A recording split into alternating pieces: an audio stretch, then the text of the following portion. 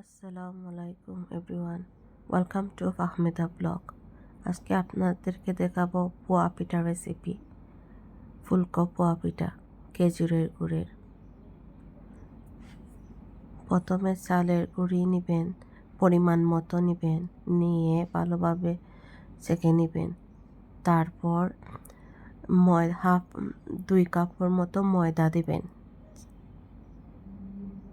দিয়ে চাউলের গুঁড়ি আর ময়দা একসাথে মিশিয়ে নেবেন। তারপর অরিজিনাল খেজুরের গুড় দিয়ে পোয়া পিঠাটা রেডি করবেন, দিয়ে খেতে অনেক স্বাদ লাগবে।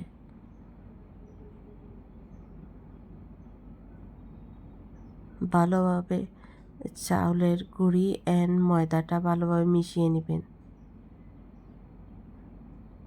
তারপর খেজুরের গুড়টা পুরাটাই দিবেন। আমি 1/2 কেজি দিয়েছি খেজুরের গুড়।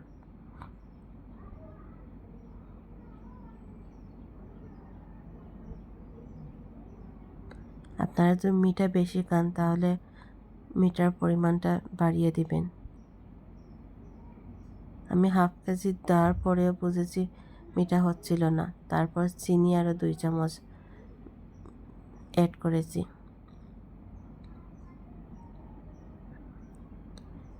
তারপর লিকুইড দুধ দিয়ে, পানি আমি দিই নাই, আমি দুধ দিয়ে গুলাটা গুলেছি। এরকম করে একবার খেয়ে দেখবেন সবাই কীরকম হয়।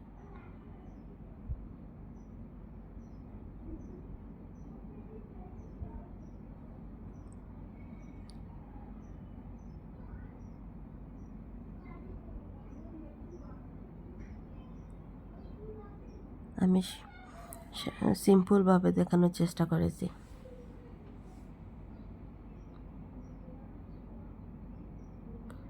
ডোটা ভালোভাবে মাখতে হবে, তা না হলে ফুলকোভাবে হবে না পোয়া পিঠা।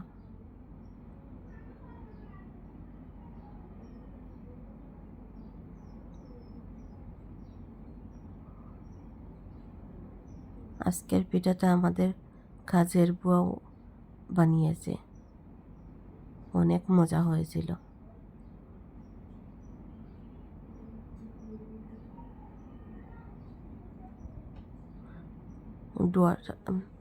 গোলাটা এরকম হতে হবে।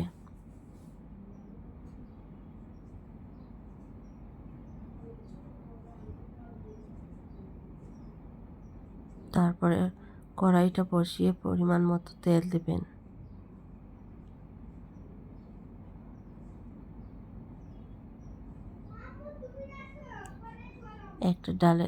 একটা চামচের মাধ্যমে ওই গরম তেলে পিঠাটা দিবেন।